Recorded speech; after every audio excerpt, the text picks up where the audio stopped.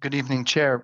My name is Mike Palutis. Good evening, Mike. We're going to start the meeting here in just a second. Just going to get started and we'll get you up at the right time. If you have any questions or comments, if you can put them in the chat. Thank you. All right. Good evening, everyone. My name is Brandon Smith. I'm chair of the Health, Environment, Social Services Committee. I want to welcome you to the March 2023 meeting of this committee. Couple of notices I have to read at the beginning of this meeting, as I do every meeting. This meeting is being recorded for public access and archiving in accordance with the New York State Open Meetings Law. It is the practice of Community Board 2 to conduct remote meetings with all committee member cameras on. Public attendees are also encouraged to leave their cameras on, particularly if you're given the floor to speak. All attendees, please keep your microphone muted when you're speaking. To maintain an appropriate discussion and voting process, I will make it known when and which topics are open for comment by committee members, board members at large, and the general public. If you have questions that fall outside of public comment time, please type your questions in the chat panel and we will address them as time permits. You may also email the district office at any time outside of the meetings. We are committed to providing access to all our neighbors, regardless of physical ability or limitation. If you require accommodation or assistance, please contact the district office 72 hours before any public meeting. We also ask those that are speaking or presenting to use plain language, speak in a moderate tone, and frequently ask if you're speaking loud enough. If presenting, read the title of every slide and describe any images on the slide, such as photos, graphs, and charts. I also remind you, as I do at every meeting, it's the practice and expectation of our committee that everybody treat each other with respect. That means whether you're a committee member, board member, liquor license applicant, a member of the public, a presenter, or a staff member, doesn't matter. The expectation is that you'll treat everyone else with respect. If anyone's not being respectful, we'll reserve the right to ask the board office to remove you from the meeting. Looking at the committee, it looks like we have 4 people here. We need to have a couple more in order to have quorum, but I think we can get started with introducing ourselves and some of the preliminary presentations.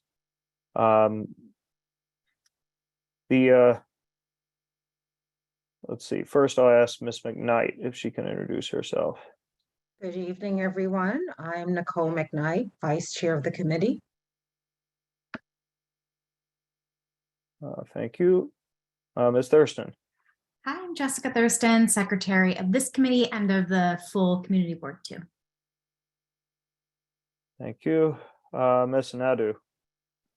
Hi, I'm Emily Nadu, member of this wonderful committee and a member of the CB2 General Board. Thank you. Ms. Muller, do you want to introduce yourself? Hi, everyone. Taya Miller, District Manager. Thanks so much. I don't believe I missed anyone from the committee, but if there is anyone else from the committee, then please do let me know. We are lacking a quorum to move forward with many of our agenda items at the moment, so I'm unable to address or comment on any of the items that require board action at this point. I'm gonna ask though that we start with our presentations if we can, because that would be something that we may not need to have a quorum for. Do we have? Perhaps we could start with our district level community health update from Ms. Nadu, if you're willing to do that, Ms. Nadu. Yes, and sad day for those that will miss it who are not here yet. Okay, let's go. So just give me 1 second to share screen. Once I'm enabled to do so. Taya.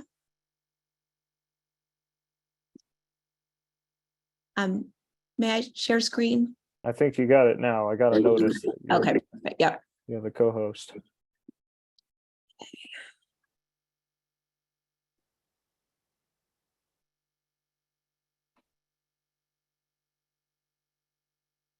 Okay, so this should be quick. So quick updates on COVID updates. COVID for March 1st. So a few good points here. So for those this is your first time joining the meeting, we track these rates every month. And so we actually are seeing great declines in positivity rate. And so that basically the positivity rate speaks to what percentage of people are testing positive when they test. And so while in January it was as high as 16.7%, so imagine basically close to 1 in 5 people who tested for COVID were testing positive, it dropped down to 9.5% in February, so down in the neighborhood of basically 1 out of around 10 people who were testing positive were testing for COVID were coming up positive. But in February, the current rate now as of March 1st is 4.3%. So imagine that's basically like 1 out of every 20 people or so. So again, the numbers are coming down.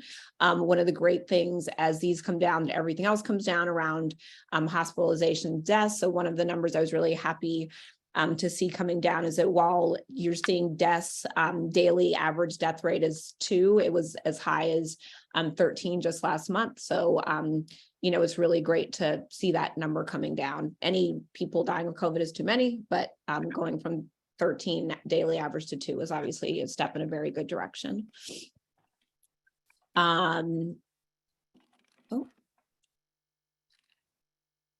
So I will always give encouragement that while I think many of us are sick of thinking and talking about COVID, it is still very much a thing. And so vaccinations continue to be important. And so what I've circled on the screen here is just a reminder of the importance of vaccines. And so while that death rate has dropped to about 2 on average per day, it's concentrated, as you would imagine, with those that are unvaccinated.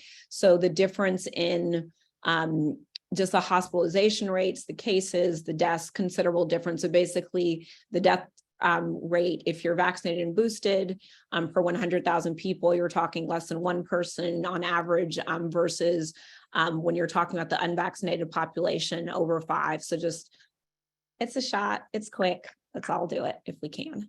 And then just this to highlight that while vaccinations are important, what we're not seeing, sorry, my screen is dragging, is that, adoption of the bivalent booster, which protects you from all that, is the best protection that science is aware of right now.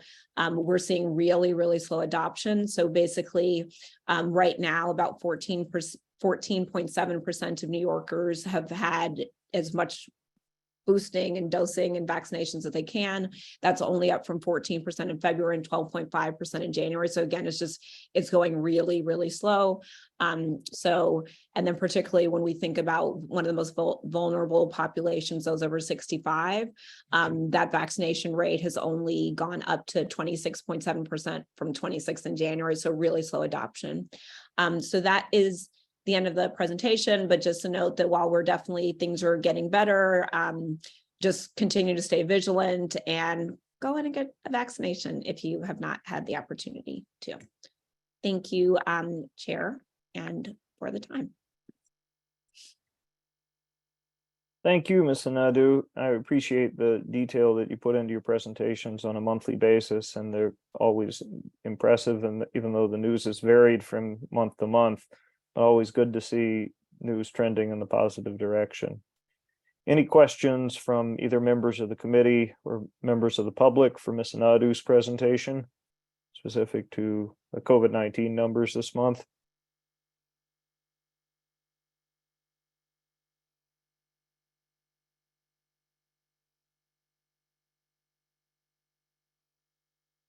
All right.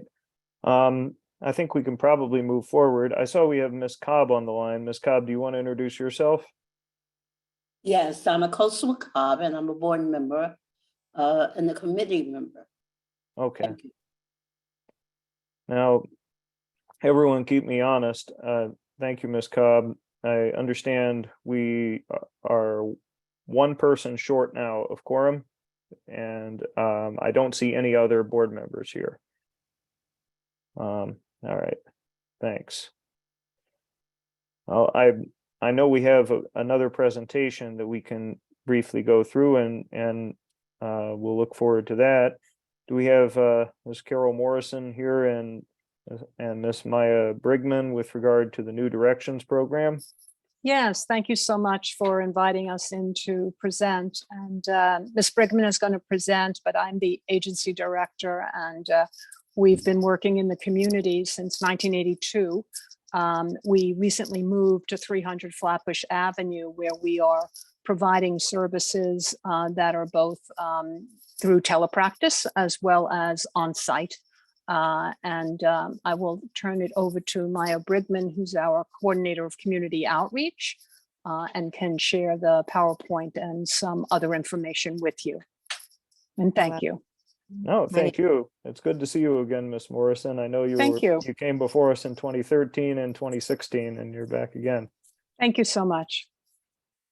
Hello, my name is Maya Brigman. I am the coordinator of community outreach at New Directions Substance Use and Outpatient Program. Do you guys have the slides? I want to share them, or should I share them? Because I know I sent them.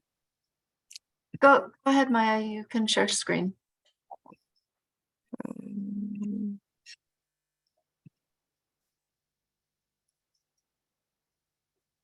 Okay, so we were previously located at, I believe, 500 Atlantic Avenue. We are now located at 300 Flatbush Avenue.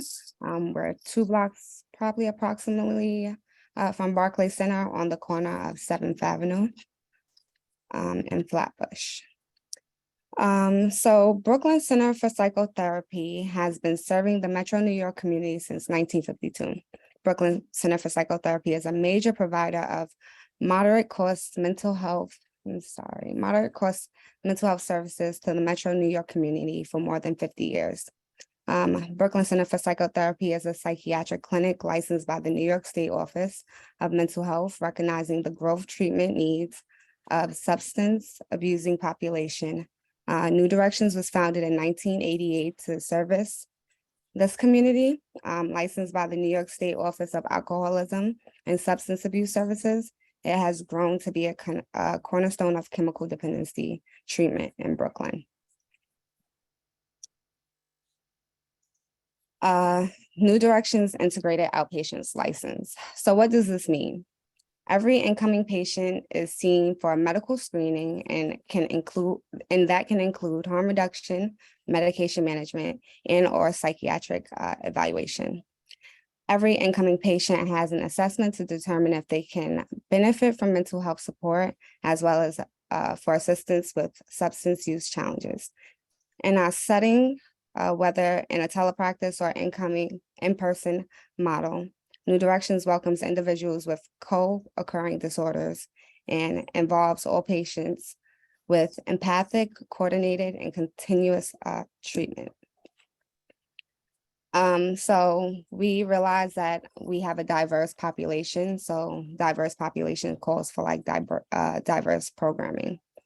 Adults, so we work with adults, persons involved in criminal justice system, including DWI's DUI programs. We work with Brooklyn Task Force. We work with Brooklyn Treatment Court. We work with many programs such as ACS, NADAP. We work with adolescents from the age of 5 and older, individuals with, like I said before, co-occurring disorders and traumas. We also work with significant others. So if there's a older brother in the household who is abusing marijuana, but you don't want your 5-year-old to take onto that same trait, or you don't want your 5-year-old to also have that codependency on marijuana and don't want them to follow in the same footsteps, you'll kind of like put them in programming. We do art therapy with children in person and both telepractice. Coalitions and relationships to mitigate risk and safety issues. We, like I said before, work with ACS and preventative agencies. We work with ACS, like I said before, Brooklyn Treatment Court. We work with people who are going through domestic violence. We work with basically anyone. Therapy for significant others, responding to needs of the community. So we have art therapy with parents and children. individual therapy for significant others, family therapy. We run weekly groups for DWIs, DUIs, anger management. We run a parenting group on Fridays, which I attend myself as a parent, and I see like it worked wonders, because sometimes you don't always want to listen to like what someone close to you is telling you, but you get different ways of people's parenting. So something I may have thought was okay might have affected someone else, and they get to share that in the group, and I take it home and I use it with my daughter. I also attend mindfulness, which is over Zoom on Wednesdays. And the clients is a big turnout. Sometimes we can get up to like 15 clients. They're all great people. They all care about each other. They speak to each other outside of group. We also have Keys to Recovery on Thursdays, which is in person. And we've cried real tears together. It's run by our clinician, Miss Camacho, and she's like the most down-to-earth person I probably have ever met. The clients connect to her as well. And it gives like family. Sometimes we go and we have pizza parties, and sometimes we talk about going on trips and being able to like maybe go play pool or something that keep them off the streets and from using drugs. It's a very open space. Sometimes we have clients that come back every week and they're 3 years clean. And then we have clients that come back every week and say, I had my last drink yesterday. And it's a space that's comfortable enough for everybody to feel like they can be that open. Okay, so art therapy, strengthening emotional ties with parents and children. Parental substance use puts children at increased risk for neglect, as well as academic, social, and emotional problems. Art therapy is a concrete way to respond to this risk. Art therapy provides opportunities for all family members to approach their strengths and challenges together to move towards wellness and healing. Give support and the need that families need to like move on from any past trauma that they may have had from a disorder or from alcohol use or any kind of substance. Interventions are trauma-informed and evidence-based. So we perform seeking safety for trauma and domestic violence survivors, cognitive behavior therapy skills, anger management, tailored group to needs, alcohol use and DWI groups, relapse prevention, positive parenting, mental health, and trauma specialists.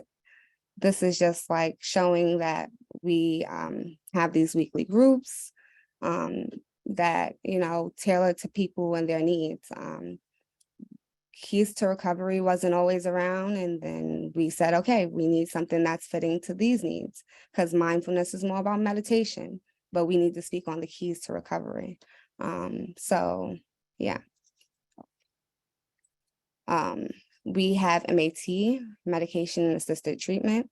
Medication assisted treatment combines cognitive behavior therapy and medications to treat substance use and disorders. So we highly recommend Vivitrol. Vivitrol is used as part of a treatment program for drug or alcohol dependence. Vivitrol injections is used to prevent relapse in people who become dependent on opioid medication and then stop using it. Naloxone can help keep you from feeling a need to use the opioid. So kind of when I explain this to our clients and groups, because we have clients that be like, what is that? You know, I don't want that. Why are we doing that? Like, how is it going to stop me just from not wanting to drink? I've been drinking for 20 years straight. And just recently I had to explain to a client, it's like a key. And when you put the key in the hole and you turn the key, it fulfills that need. So Vivitrol is the key. It fulfills the need. You no longer need it. So you could drink it. You can, but you won't feel it. And then she said to me, well, that's scary, because how do I know what that's doing to my body? And I had to explain to her, well, we don't know what the alcohol is doing to your body. You can be 2 years from cirrhosis and you wouldn't know because you keep drinking. So yeah, collaboration is key. How do we collaborate with you? Collaboration is key. New Directions has been working with the community since 1987. We partner with community-based organizations so that our patients may receive the services that support their ongoing growth and development, including vocational skills, job training. We work with the government organizations such as the Mayor's Office to combat domestic violence for safety risk issues as this relates to our survivors. So as I said before, we work with a lot of programs like NADAP. If a client tells us, hey, like I don't have any clothes and I don't know where I can work because I have these felonies or I have a record, we say, okay, well, we have this program NADAP and we refer them over there and they help them find clothes for, the client. So that way then when they go on the job interviews, they look approachable. And we help them with job training and the resumes and, so forth. Okay, so as I said before, we moved to 300 Flatbush Avenue. We have the same services. We work with a hybrid model and that's our number, which I will post in the chat later on as well. So we are open from the hours of 8:15 to 9 p.m. Monday through Fridays and Saturdays 9 to 5. We're right by Barclays Center, so almost every train runs near us, the Q, the B, the N, the R, the 4 or the 5 to Atlantic Avenue. We also have a lot of buses, B41, B65. So this is my information as well as Betsy Zapata, our intake coordinator. I'll drop all of that in the chat as well later on.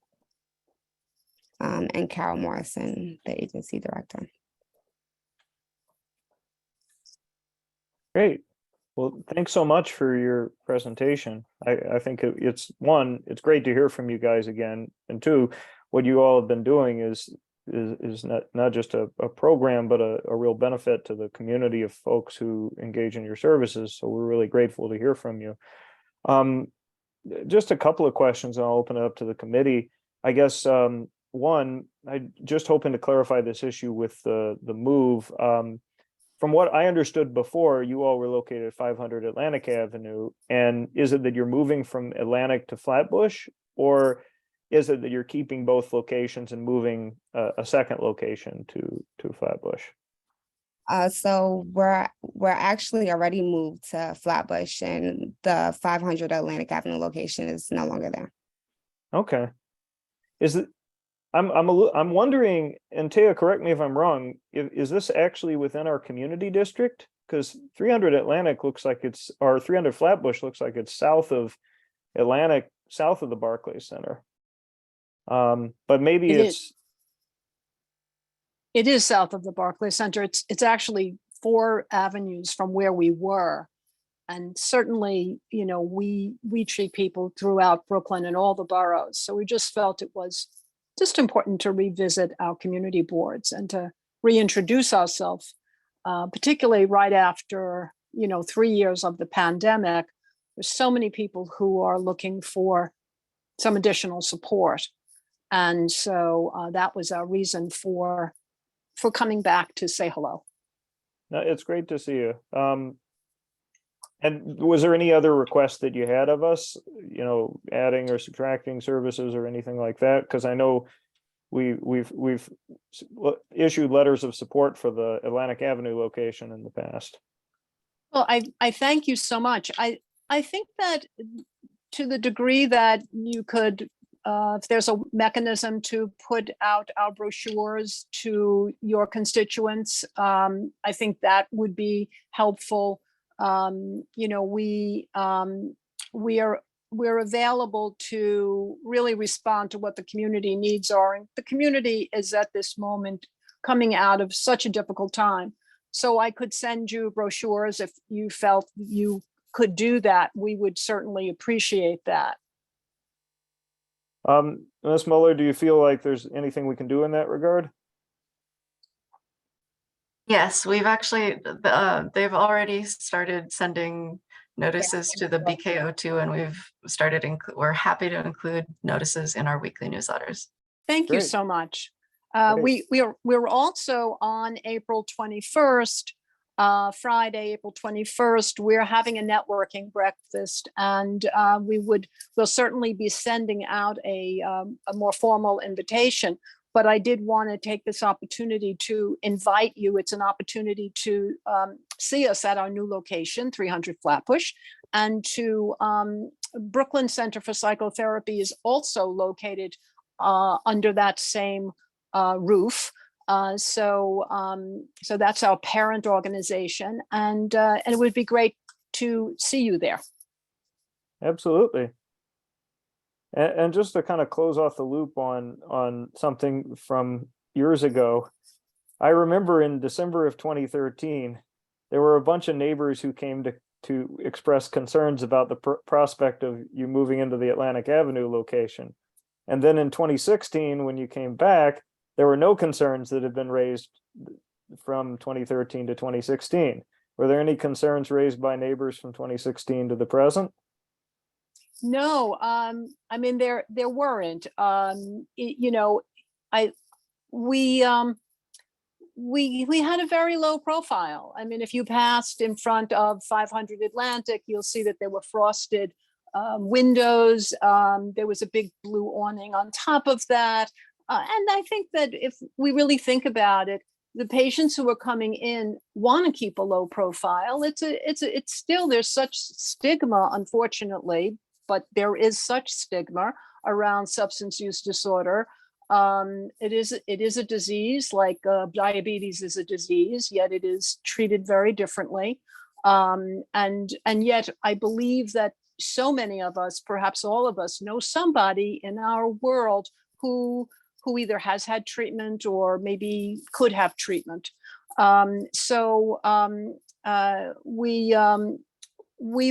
We were very clear that the community wanted assurances.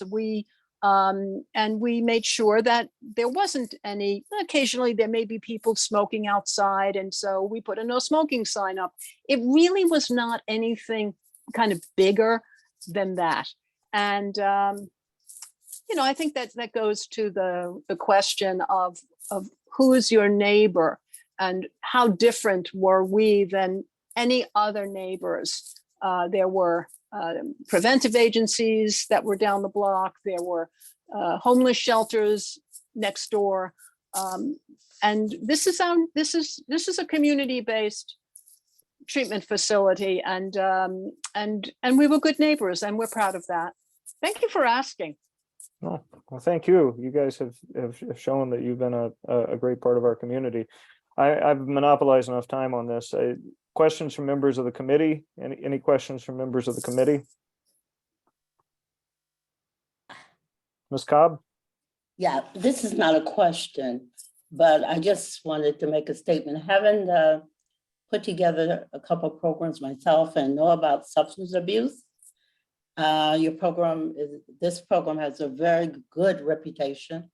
Well, it's much needed in the community. Also, I've made referral to Brooklyn Center for Psychotherapy, which is a wonderful program. So I just wanted to give you a kudos and tell you that the program is much appreciated and much needed. Thank you so much. That's so good to hear. Yeah. That's so very good to hear. Thank you. Appreciate it. Thanks, Ms. Cobb. And if there's any need for anyone on the call who would like us to present to any other constituents that they may be interacting with, a school, a parish, we would be more than willing to do that, because our patient is in need right now, and people are in such crisis coming out of a extraordinarily unique and difficult, I don't have the words for, and particularly within substance use disorder, where so many people have multiple health concerns in addition to substance use disorder, because it wrecks the body, right? The brain becomes swimming in alcohol or drugs. And so we saw in our community of providers, as well as with our patients, so many people succumb to death with COVID. And so our community and our families are still reeling from this. And we want you to know that we are very much here. I'd like to also ask you, do you do outreach to seniors at this point? There are a lot of seniors that could use these programs. They may not recognize the need, but. What a great question. What a great question. And thank you for asking it. You know, we do. One of the things is that the isolation for seniors, particularly because their I'm a senior myself, a young senior, but a senior. And our immune systems are just simply not what the immune system is. So there's been more social isolation. And with that, you know, that's a barometer for how healthy and what our wellness is. So where to find those seniors, and if they recognize that they're having this drink at 3 o'clock in the afternoon on a Wednesday, and that maybe that is calming them down, because that's the gateway drug. Even with marijuana legalized, that's the gateway drug. It's a hard, there's shame involved, and it's a hard group to engage. They don't recognize it as a problem. They think I'm making choices, maybe I'm getting a little high. Usually it's alcohol. Mm-hmm. But what a great question. And well, a suggestion, you know, we're out there. Go ahead. I'm just gonna say, and I'm not gonna take any more time, but a suggestion may be to contact senior programs, older adult programs, and just do a presentation. Thank you so much. To them about it. That might be a start for you. Thank you so much. Great. Well, thank you for your questions, Ms. Cobb, and thank you so much, Ms. Morrison. I just want to also ask, are there any members of the public who have a question about the presentation here this evening? Ms. Sparak? Thank you, Chair. Thank you, everyone. So I was really impressed by the presentation. Thank you, Carol. And is it Maya? Maya, sorry, Maya. It's actually Maya, but Maya is easier for people. And Ms. Barak, I'm sorry to cut you off a little bit, but I'm neglected one of my chair responsibilities, which is I have to ask everybody, whether you're being friendly or just normal, to address all your comments to the chair to avoid a back and forth. That's all. So I address, so what do I do? I say hello? If you want to ask a question, feel free to raise your question. I just want to, I would just ask you to avoid going back and forth with the presenters. And we do this for all our different presentations at this committee. Sorry if it's a little unnatural. No, thank you. No, I'm learning the structure. I appreciate that. So I definitely appreciate the presentation. So my question is, since we talk about co-occurring, and it's like mental health and substance use, is there a relationship with the mental health court?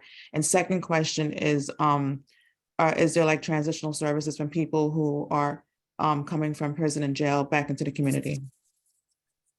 Okay, feel free. The answer, those are great questions. The answer is yes to both questions. We have affiliations with every court, including the mental health court. Long-term, long-standing, positive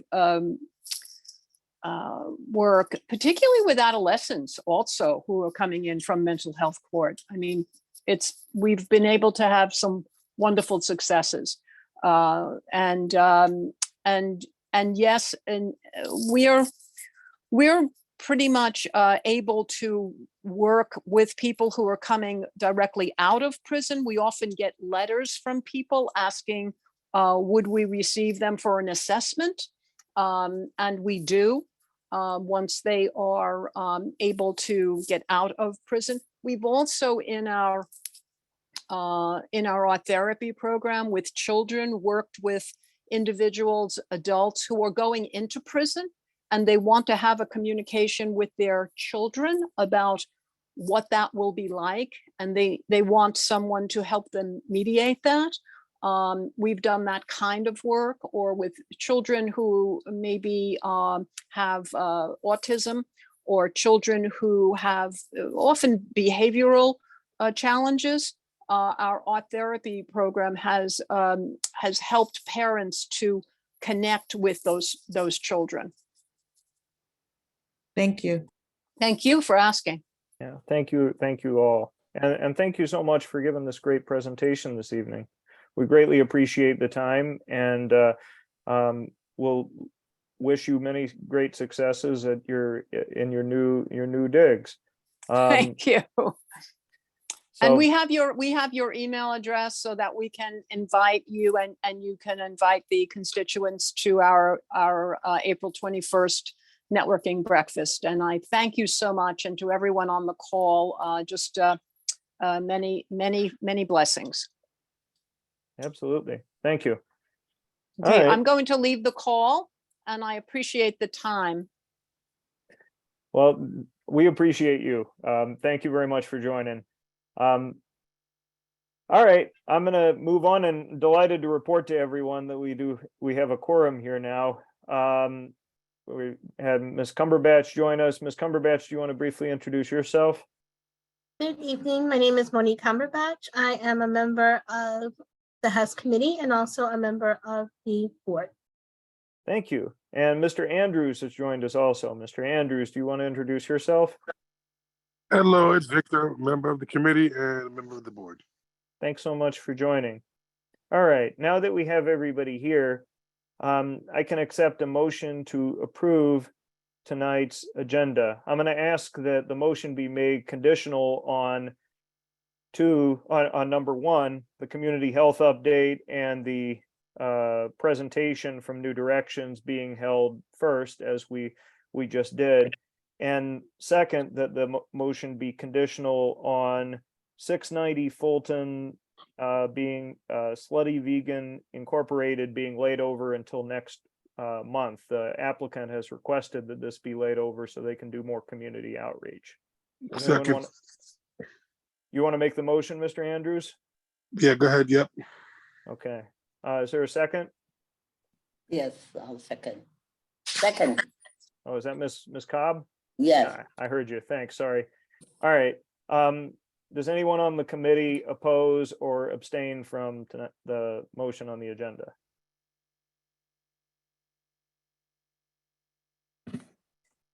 Hearing none, the agenda is approved.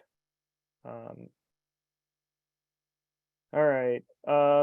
Next up on the agenda is the adoption of the previous minutes from last month.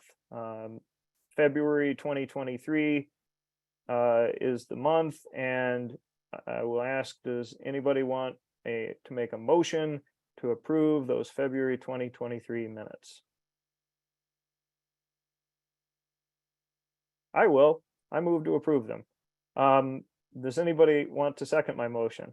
I second, Emily. Ms. Anadu seconds the motion. Yeah. All right. Now, does anyone either oppose or abstain from voting on the minutes from February 2023? I'll give you a reminder. If you were not here last month, cough, cough, I think Mr. Andrews, you might want to abstain, but otherwise, feel free to let me know if you have a vote you'd like to make in this of abstain or no. Yeah, Otherwise, Mr. Andrews abstains. And Ms. Cobb, you're also abstaining? All right. Anybody else either oppose or abstain for the minutes from February 2023? Okay. All right, the minutes are approved. Wonderful.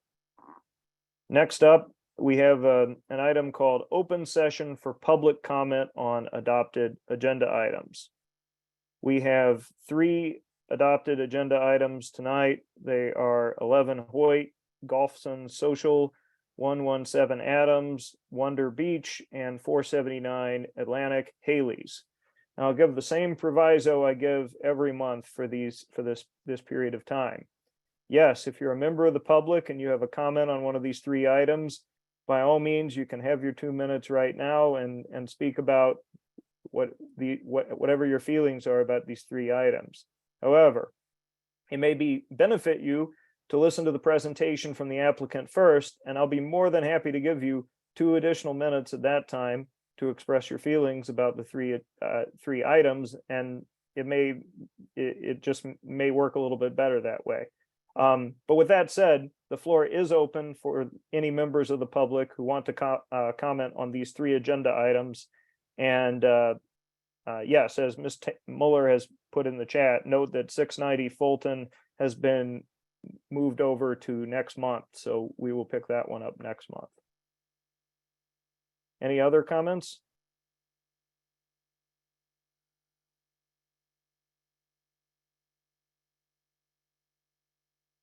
All right, hearing none, I'm going to move to our first item on the liquor license agenda tonight. We have 11 Hoyt Golfzon Social. Do we have somebody here from that location? Yes, you do. This is Phil Dorn speaking. Okay, Mr. Dorn, you have the floor, and could you give us a background Yeah, on your application? I'll run through everything. Before I get started, I want to make sure I have my team here with me. Matt, Ryan, and Jong. I see their names. I see them waving. Great. All right. Like I said, my name is Phil Dorn. I'm an attorney with Pizetsky and Bookman. Nice to see everyone again this evening. With me, like I just mentioned, are Matt, Ryan, and Jong, who each play a different role in the Golfzon ownership and operations teams. They're looking to bring their world-class golf simulators to 11 Hoyt Street, all at the subterranean level. They will have 16 golf bays, teaching professionals on hand, and with this is accompanied by a food and drink component, which is what brings us here tonight. Similar to a 5-iron golf, if you've ever been there, the place will not only be family friendly, but it'll actually encourage people who have never even picked up a golf club before to come down and have a good time. There will be background music only, no DJs, no live music, no outdoor space either. And like I mentioned, this whole operation is in the basement level. The basement, which includes 16-inch thick walls for soundproofing. The applicants received a letter of support from the condo board in the building, which we believe should go a long way. They also got a letter of support from Tishman Speyer, who owns the property.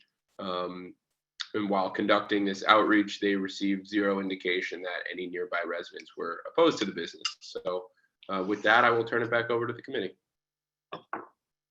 Great. Thank you very much, Mr. Dorn. I appreciate your presentation.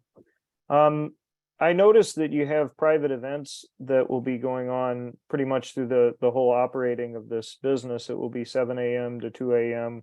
7 days a week, if needed.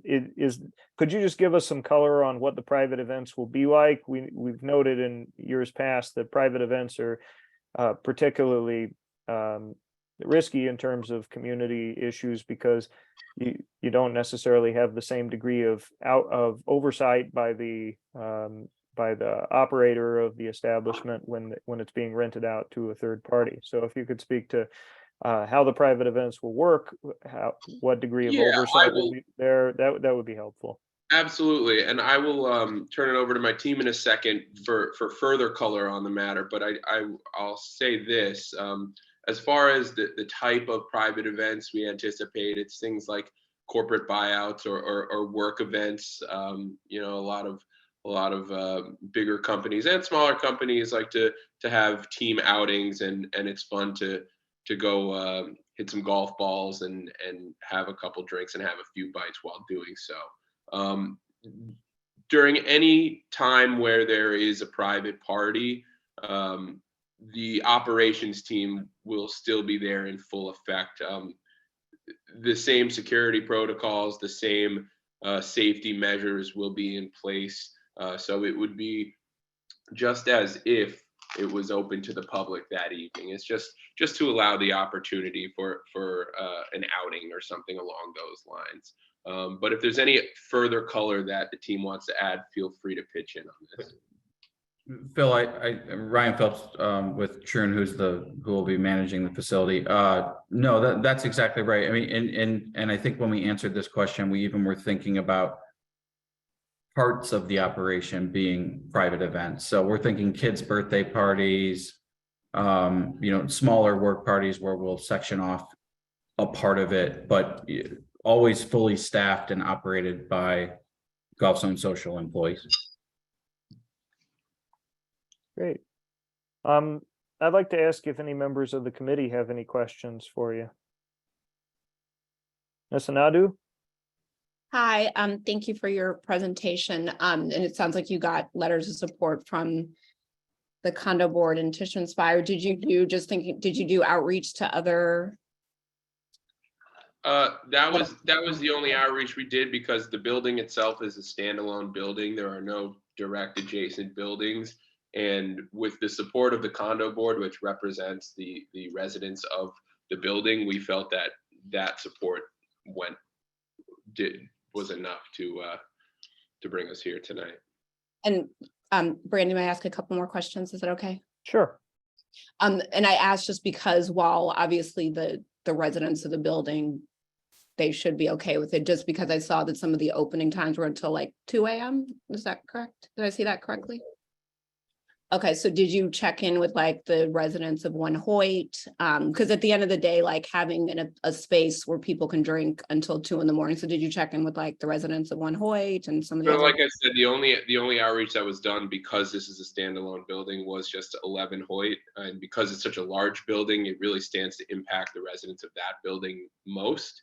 And also due to the fact that it is subterranean, so there's no noise pouring out of the unit, we felt confident in the outreach that we did. Oh, okay. Yeah, just understand it's contained in the building, that typically the conversation around this, there's typically concern just in the larger neighborhood about the let out of it. And so it just seemed to me that the let out of it is going to more impact the residents of the neighborhood, even more so than even more so than the people that live in the building, or just as much. So I just would have hoped that you would have also checked in. But thank you very much for your answer and for your presentation.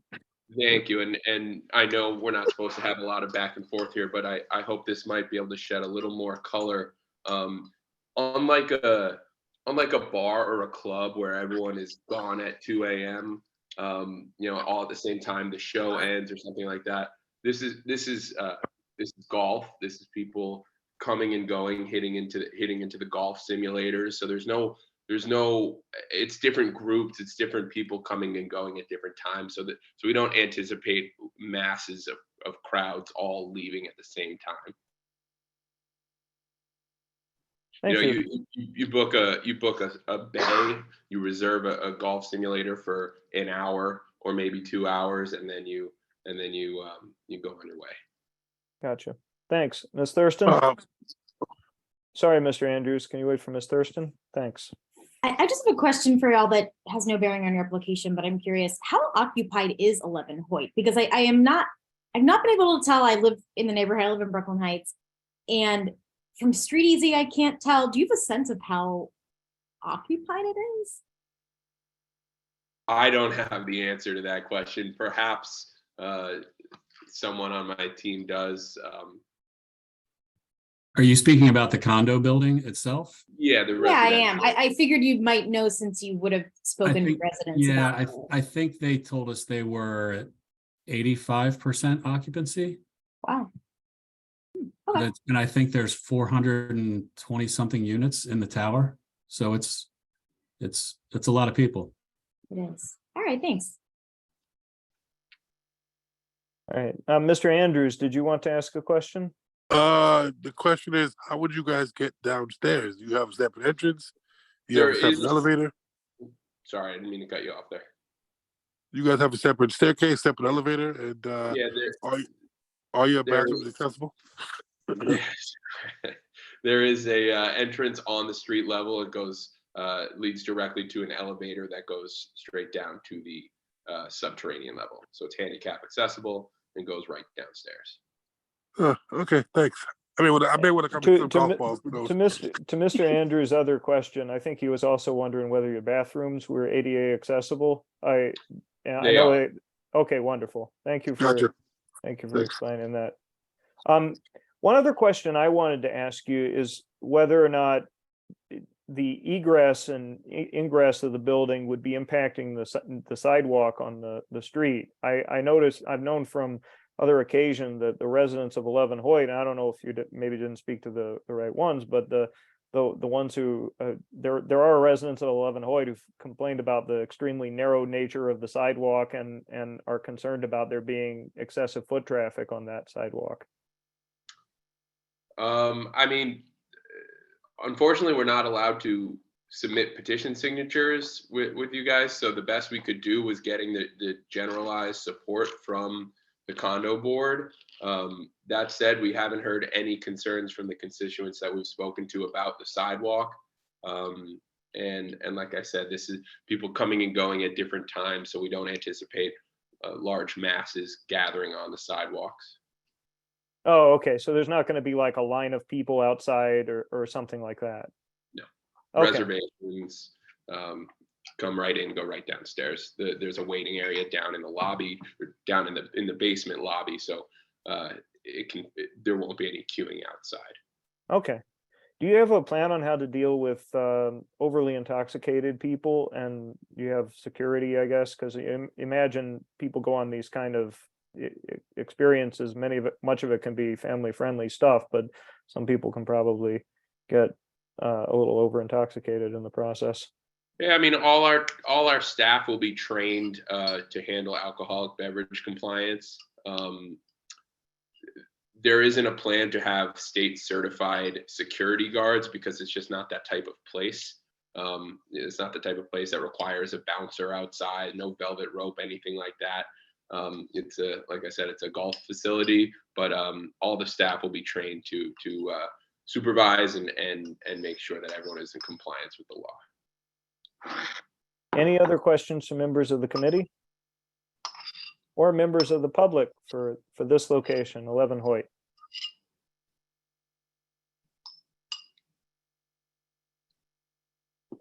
Hearing none, does anyone want to make a motion for 11 Hoyt? Question. So if just from a process standpoint, once someone makes the motion, there can still be discussion. Okay, thank you. Sorry. Yeah, I'll make a motion to approve. Okay, motion from Ms. Thurston. Is there a second?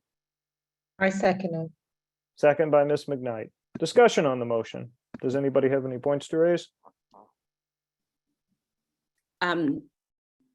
Ms. Anadu. So just in terms of, I think for the community board, when I just think about kind of equity in terms of how we've thought of other applications.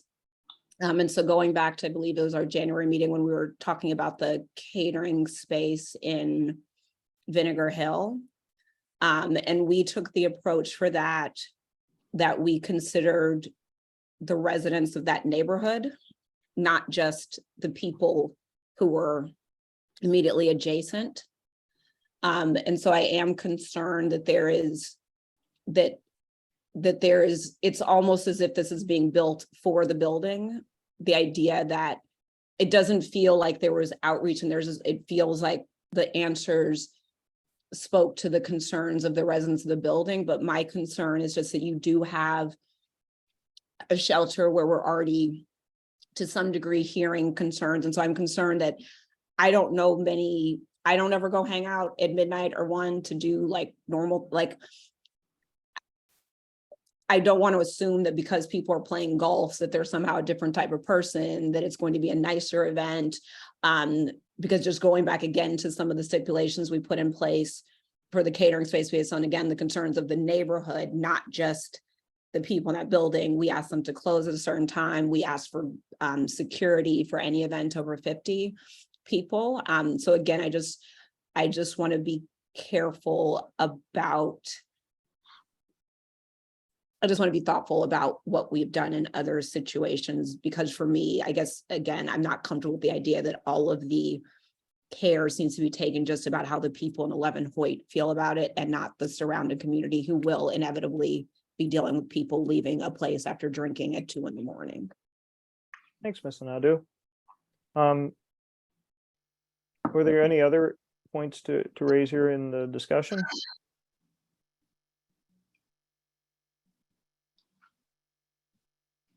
Did you want to suggest anything, Ms. Nadu? Like, I would suggest that they close at midnight.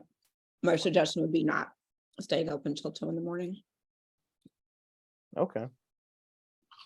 I mean, I think another consideration could be that perhaps we could ask if someone from 1 Hoyt could provide a letter of support for the 11 Hoyt location. I don't know. And I think we have to understand, I think we have to think too, like, yes, we want to be equitable, and I really appreciate you bringing that point up. I will just also point out that, like, the Vinegar Hill location was in a completely residential neighborhood. This location is in a neighborhood that is both residential and commercial, and it's not as residential as that other that other place. All right. Well, I'm sorry to put this back on you, Ms. Thurston, but you're the person who's raised the motion. Do you have any thoughts on potential amendments to your motion? I'm gonna say no, and the reason is it's just not a comparable situation from my perspective, just because it's soundproofed underground and it's really not a residential area. So I'd like to consider the vote with the hours, if that's okay. Okay. All right. Well, the motion is on the table. Are there any other comments in terms of discussion on the motion?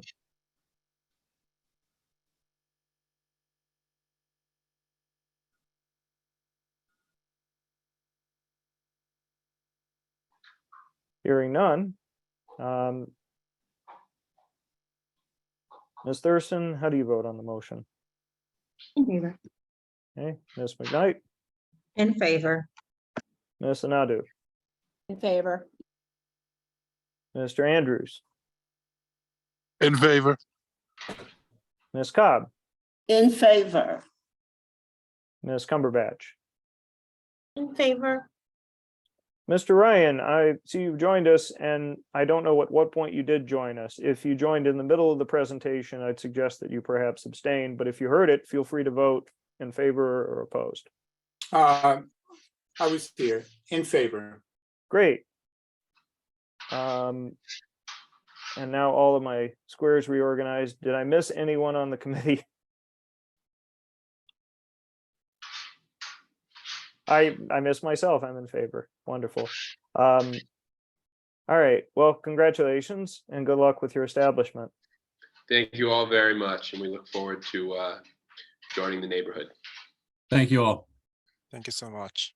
Great. Have a Next- great evening.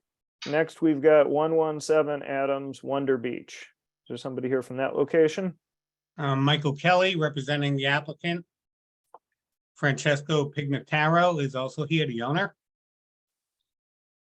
This is a tavern wine license application for Sweet Pink LLC, doing business as Wonder Beach. We're located at 117 Adams Street in the Etsy building. We are located in the tanning salon run by us and want to offer clients, workers in the area, and passers-bys the chance to have a glass of wine and beer with our paninis. We have 4 tables and 8 seats inside. We would have 6 tables and 12 seats outside on the sidewalk close to the building.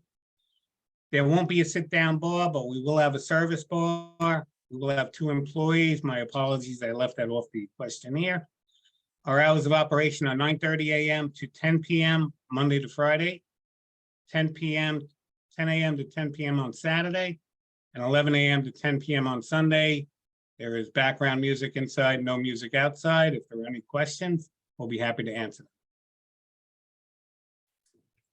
Thanks for sharing that, Mr. Kelly. I saw your application. I don't have any questions at this point, but I'll ask if the members of the committee have any questions for your application.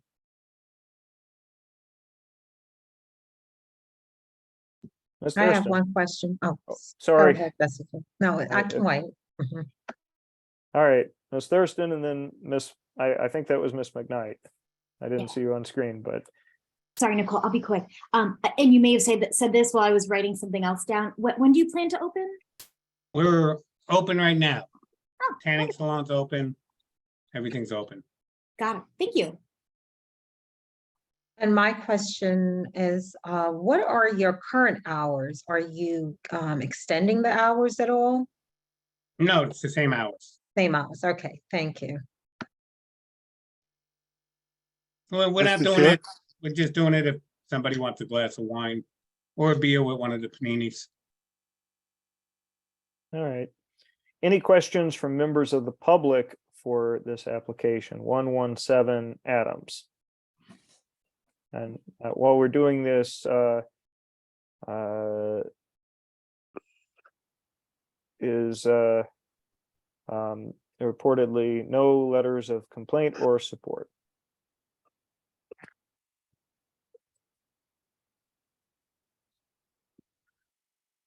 All right. Does anybody want to make a motion with respect to 117 Adams?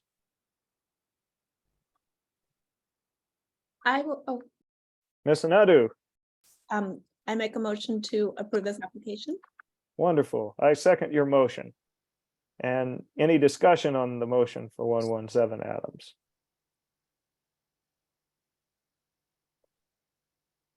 Hearing none. Ms. Thurston, how do you vote? In favor.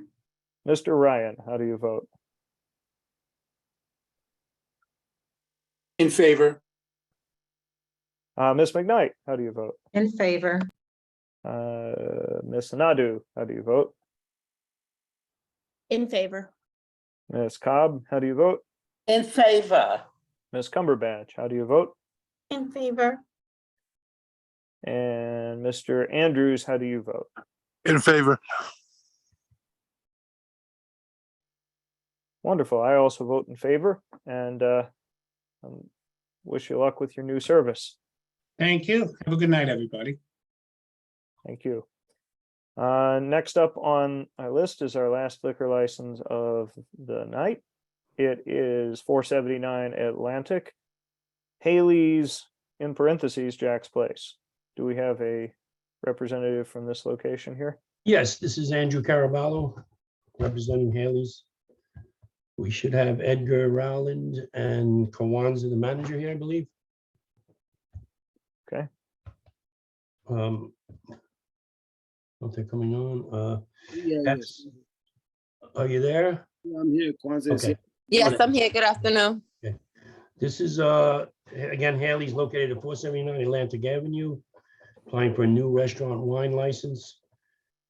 There'll be background and occasional live music with rear garden seating. The hours will be 8 a.m. to 2 a.m. 7 days. The outdoor seating 8 a.m. to 12 a.m. Inside, there's 8 tables, 16 seats, and a bar with 10 seats. And outdoor, there's 8 tables with 32 seats. The applicant, Edgar Rowland, has approximately 15 years of experience, as he can expound on probably. And he has been doing that for many years. He has a lot of experience. Any questions? Yeah, I have a few questions, but I also want to hear from the committee too. But could you speak about I guess one, where is the outdoor? I saw a reference on the submission to both a sidewalk and potentially a backyard. So if that can be clarified. And then two, within the indoor, it indicates that you're going to be applying for background, live acoustic, live amplified, and live DJ music. So I was hoping to get an understanding of that. And we'll probably have a few other questions about the backyard and the outdoor hours, but I wanted to start there. Okay, Roland, could you expound on the Yeah, nothing in so, front, no sidewalk, right? Yeah, no sidewalk on the front, just the use of the backyard because the property already has a backyard and we intend to use it seasonally to have some background music, some ambient music while people are having some wine and having their dinner. And as far as amplified music, it's mostly just background music that's being played through the system, but occasionally we'd like to maybe have a live band in the afternoon, acoustically, an acoustic set or two. And a DJ too. It says you want to have a DJ too, right?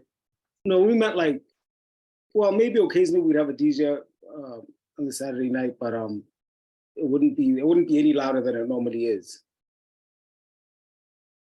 And that's just so more so in reference to if we're doing buyouts. We allow for buyouts of the establishment. So if someone is looking to possibly bring in a live DJ within a certain allotted time, that wouldn't interrupt our neighbors. Because of course we want to be good neighbors, we want to be compliant. We are open to suggestions and recommendations. But again, we want to give our community the opportunity to do different activities within our establishment. Right, I got you. When you have these buyouts going on, will there be someone from the ownership of the place there at all times, or is it just going to be turned over? Absolutely. No, absolutely. Someone ownership of the place will be there at all times. Absolutely. And what would this look like? What would the private events be like? Could you give an example of what you envision? I don't have anything envisioned yet. We're not even open yet. We're still building out our space as of right now, but again, we're open to suggestions and recommendations. And just at least from what you're saying, you're planning to play background music outdoors in the backyard until midnight is the plan. Yes, that is correct. Yes. Okay. Now, I understand you've had some interaction with the neighbors because we seem to have gotten some letters of support. In terms of the residents from the upstairs and adjacent properties, could you speak about the degree to which you've spoken to all of them and to the extent that they know that you're going to be playing this music till midnight out in the backyard 7 days a week? Well, in regards to our neighbors upstairs, the building is vacant, so there are no tenants in the building currently. The landlord is aware of what we are trying to do, and from my understanding, the building adjacent as well is also vacant with no residents as well. And then the other adjacent side of the building, it's a business, and we receive support from that business as well. Okay, so the adjacent neighbors, I guess you spoke to the adjacent neighbors. I'm sorry if I missed that in that conversation. I understand the building is empty, but their neighbors nearby, and we did get some letters right before the meeting tonight. I didn't get the chance to read all the addresses, but I'm wondering, are these from the people who are nearby, and to what extent do they know about the closing time and the music outside? Yes, these are from neighbors nearby. The closing times were located on the proposed hours of operations were proposed on these letters of recommendations as well. Okay, all right. Well, I'm gonna not monopolize more time myself. Are there members of the committee who have questions? Ms. Thurston. Thanks, Brandon. To follow on that question, actually, you did supply some signatures of support, but unfortunately not with enough time for us to review. So that's driving some of our questions. Do you have signatures of support from any neighbors in, I'm looking at the backyard, that what it touches from 464 to 474 State Street? Do you have any signatures from those folks? And did you discuss the hours with them?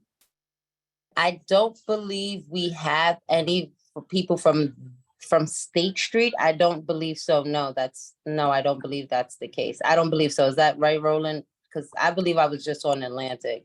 Yeah, we just have signatures from Atlantic, nothing on State Street. Yeah, they're all in there. Thanks.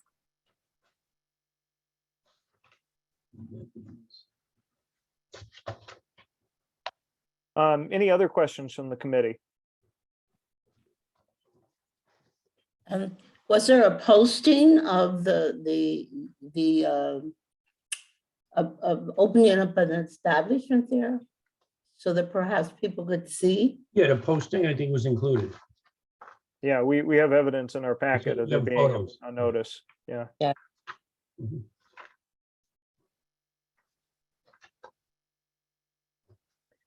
Any other questions from any members of the community or non-committee members have questions for the applicant?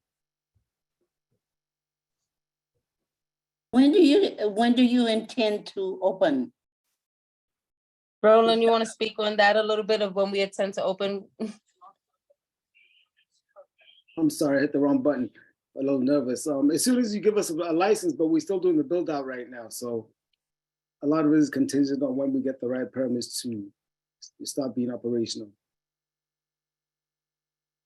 Thanks. Ms. Thurston. Brandon, I'm going to address this question to you, but it's for the applicants. But my question is whether they would be amenable to doing no outdoor music until they've returned with evidence of support from those backyard neighbors. I'm not comfortable supporting this application, knowing that those backyard neighbors haven't been consulted and would have music until midnight. All right, so to the applicants, how comfortable are you with speaking to the neighbors on the other side of your backyard before you start serving back there? I don't Yes. foresee it being a problem for us. No. Right, Roland? No, no problem. And we're open to suggestions. So, yes, we are amenable to that. Yes. Okay, so one thing that we could take up then is we may approve you only for the indoor hours at this point, and then if you want to come back for the outdoor hours, then we could touch base. We could review it again at that point. I don't know how that works with your timing for SLA with respect to your presentation there, but if that's okay with you, then that's something that we could then take up as a motion in our committee. Could we attempt to get the letters of support and send them to you in the near future? As opposed to, what are you suggesting, another meeting or something? Here's what I think we should do. I think if that's a point, it may be better to address that when we're dealing with this in a motion context, but I want to see if there's any other questions or thoughts before we get there. Any other questions regarding this applicant? All right. At this point, does anyone want to make a motion regarding this applicant? Oh, Ms. Thurston. I'll make one. I'll make a motion to approve with no outdoor hours. And yes, I'll stop talking. That's my suggestion. Okay. Second from Ms. Cobb. All right, discussion on the motion. Members of the committee, I think you've heard from the discussion we just had regarding the motion on the table, which is to approve with no outdoor hours, but the hours otherwise as represented, which is, indoors until 2 a.m. with the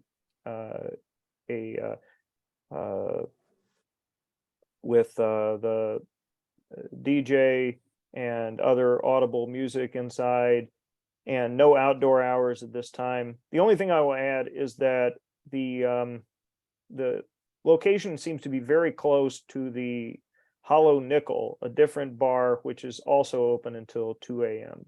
7 days a week. So the indoor hours do appear to be consistent with that.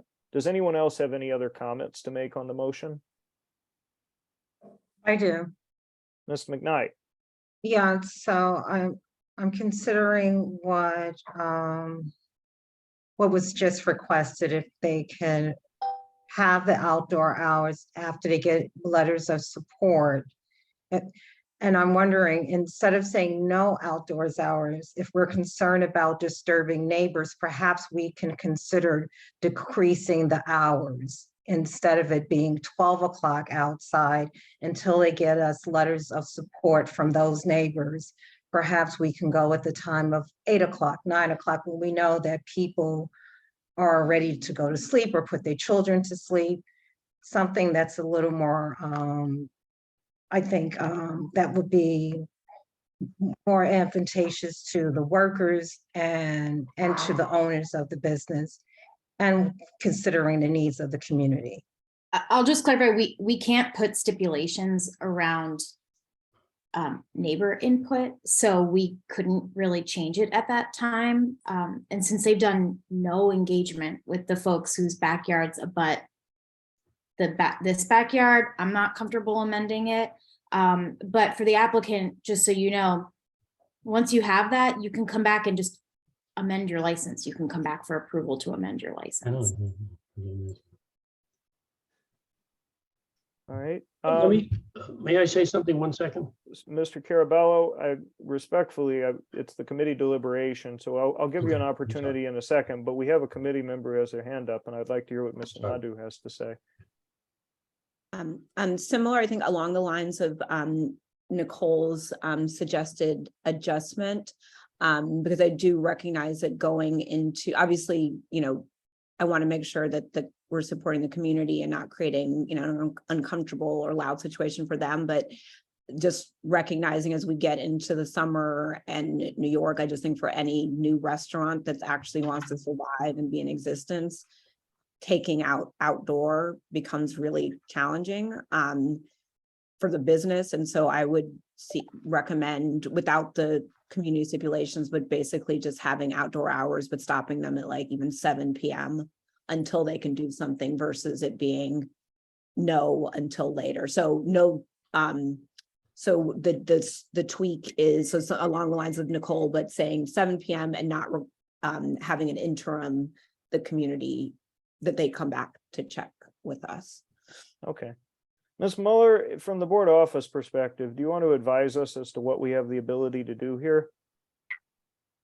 Sure, I can offer some guidance. And Mr. Smith, I wanted to confirm that you are correct that Hollow Nickel directly across the street, they are currently authorized to be open until 2 a.m. However, their liquor license stipulation is recorded music only, no DJ, no private events. And their backyard is actually a playground, which is not occupied at night. So that's just something to consider. So the SLA will likely move forward without us if we request additional letters beyond today. So I hope I have the chance to say this at every meeting. These committee meetings of the board are the city and state recognized public forum for members of the public to be notified and to attend and share their comments and their feedback. And the SLA will not wait for us beyond that. So I would recommend that they are responsive. They are extremely receptive and responsive to stipulations. That's the formal term for community board requests. So I would recommend that you format your wishes in the form of stipulations to the license, because that is enforceable and well received. All right. Well, thanks. I think we've discussed a few different topics, and in light of this, I guess I'll go back to Ms. McKnight because she was the first one who made the suggestion. Did you want to request any stipulations or onto the motion that we currently have? I was getting a little confused by what could be a stipulation. Can a stipulation be, and Taya help me with this, related to where I was stating outdoors, but the hours lower? We make the hours, I'm willing to go as far as what Emily suggested, 7 p.m. I'm fine with that. Any stipulations about hours are always fair game. Okay. Indoor, outdoor, I fully recommend that the committee consider indoor and outdoor stipulations. However, just be aware, some of you know that the city is currently reviewing the permanent open restaurants program. So that may have an impact. You see? So, but the hours, fair game. Yeah, 7 p.m. is fine. Any amendment. Well, so what's the proposal then? Is it to have 7 p.m. 7 days a week? And Mr. Carabello, I'll come back to you in a second to see if what you're Chair? okay with. But sorry, I just want to get an understanding from Ms. McKnight first about what she's proposing, and I'll be happy to take your comments at that point, Mr. Andrews. Ms. McKnight? I'll say 7 PM Monday through Thursday. And 8 o'clock on Friday, Saturday. I forgot Sunday, didn't I? Yep. Yeah. Yes, yes. Monday, So 7 on, so Sunday through Thursday. you. Okay, you got it. Okay. And 8 PM on the other days. And Mr. Andrews, you had a comment. What did you want? to say? The question is, I wonder what time is this restaurant open? Number one, for them to not have anything at 7 o'clock, that's where most people want to eat outside. They're not gonna want to do that. They're gonna want. So I mean, I'm Well, just saying. I know factually the answer to your question about what time they open. They open at 8 AM according to the operating hours in their application. But I appreciate your suggestion. I want to ask the question to Ms. Thurston, based on Ms. McKnight's stipulation, do you accept that for your motion? Yeah, for sure. Okay. Were there any other comments from committee members during the deliberations for this item? Oh, Mr. Chair, I forgot to ask, are they wheelchair accessible getting in as well as the bathrooms? I forgot to ask that question earlier. Okay. Well, I do have to ask Mr. Carabello about the hours, just to get an understanding about whether the applicants would be willing to do this. But so I'll ask the question as a two-part question, so we can get your question in there, Mr. Andrews. So Mr. Carabello, Mr. Andrews is wondering first about ADA accessibility in terms of the entranceway and the bathroom for the location.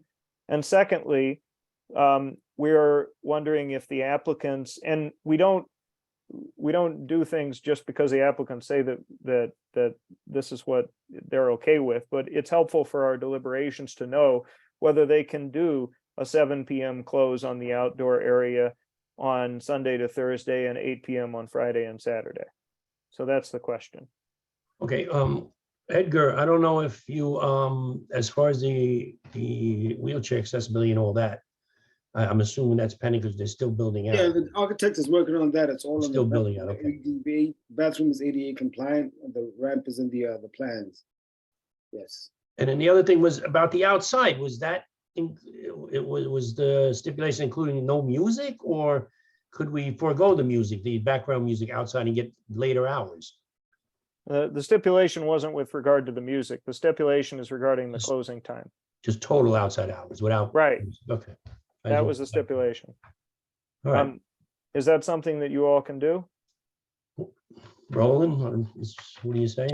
Just so I understand, if we can get the support from the residents on the back street, which is state, then we can come back and, I guess, I don't know if this is the right verbiage, but I guess rebid on the hours to be open later for the backyard only. Because if like we said, if we're doing Sunday to Thursday, 7 PM, Friday and Saturday, 8 PM. And like you said, that's most times when people just want to wind down for the weekend, enjoy themselves. Again, if we get that letters of support from State Street, we can come back and rebid back for later hours for the outdoors. I just want to make sure I understand that correctly.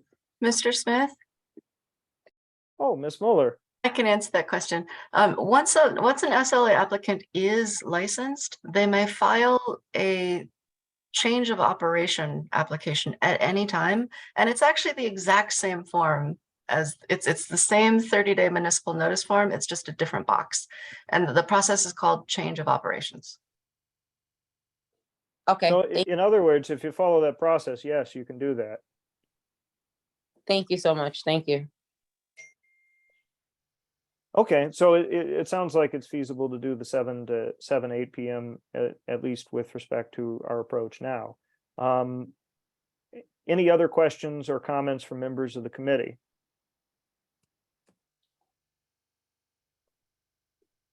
Hearing none, let me get my little bubbles in order. There we are.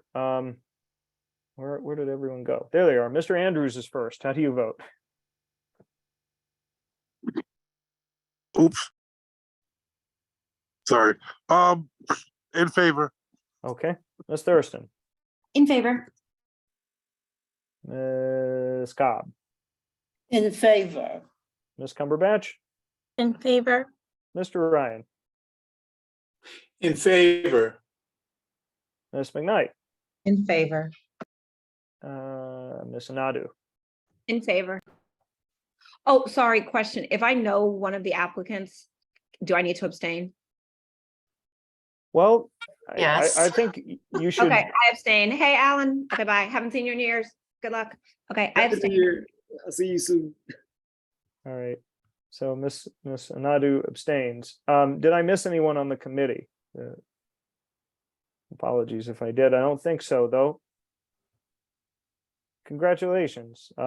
You've been unanimously approved, with the understanding that you'll be closing at 7 p.m. Sunday to Thursday and 8 p.m. Friday and Saturday outdoors. Thank you very much and good luck. Thank you very much, committee members. Thank you. Thank you so much. Have a good night. All right. Well, next we got the chairperson's report. I don't have a whole lot to report on tonight's meeting. We're continuing to work on the health fair and encourage anybody who's interested in getting involved there to get involved. I've been notified that there are some other health fairs actually coming up Right, this month so- from Miss Richardson, our former committee member. Apparently there is a different fair that's called Health is Wealth, stealing our title from last year, locate on Saturday, March 4th at the Powell Wind Center, located at 495 Gates Avenue from 11 a.m. to 5 p.m. And it looks like it's going to be a event organized by the Police Athletic League. And yeah, that will be this Saturday, 11 a.m. to 5 p.m. if anyone's interested in that. Otherwise, anybody who's interested in volunteering to support our health fair, which is June 10th in Commodore Berry Park in the lawn/sitting area at the corner of Park Avenue and North Elliott Place, please feel free to drop me an email and I'd be happy to loop you in. We are currently working on the flyer and the amplified sound parts of the proposal, as well as trying to plan what will be our panel discussion. Of course, I'd love to have anyone's feedback from this committee, as we're the committee where this fair originated. So let me know if you're interested and I'll be happy to loop you in with the group. That's all I've got for a chair's report this evening. I'll move on to our next agenda item, which is other committee business. Does anyone have any other committee business they'd like to raise from the committee?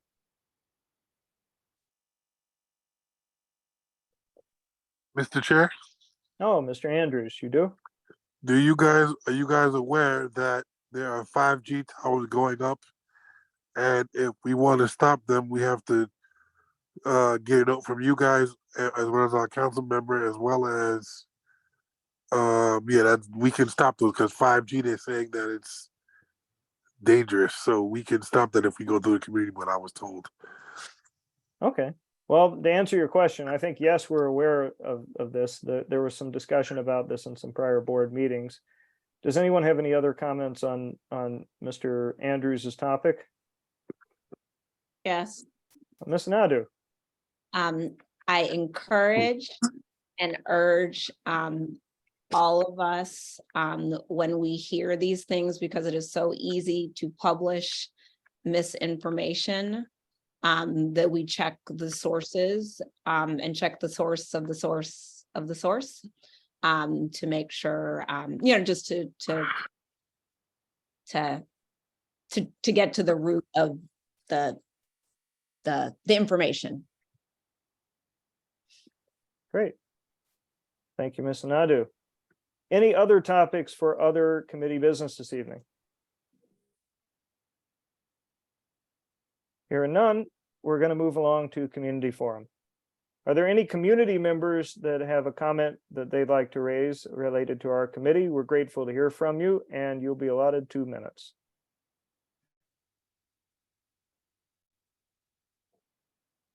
And you don't have to either. Well, wonderful. At this point, having heard nothing from community forum, I want to thank you for another wonderful meeting this month, and I'll be entertaining a motion to adjourn. Does anyone want to make such a motion? Second. Well, no, we gotta have the motion first, Mr. Andrews. Oh, Does somebody want to make the motion? I Every- offer a motion to To adjourn. adjourn. Wonderful. Thank you, Ms. Cobb. Is there a second? second. I had a feeling you were gonna get that. All right. Does anybody oppose or abstain from adjourning? Nope. Mr. Ryan, was there something you wanted to mention? Oh, no, it's just, no. Yeah, no, you're in favor of adjourning also. Wonderful. All right. Well, I hope Yes. everybody has a great rest of the evening. Thank you all for coming to this month's meeting. We'll see you next month, and everybody stay safe and be well. Thanks, Brandon. Great meeting. Thanks, everyone. Yeah, great Hold on. meeting.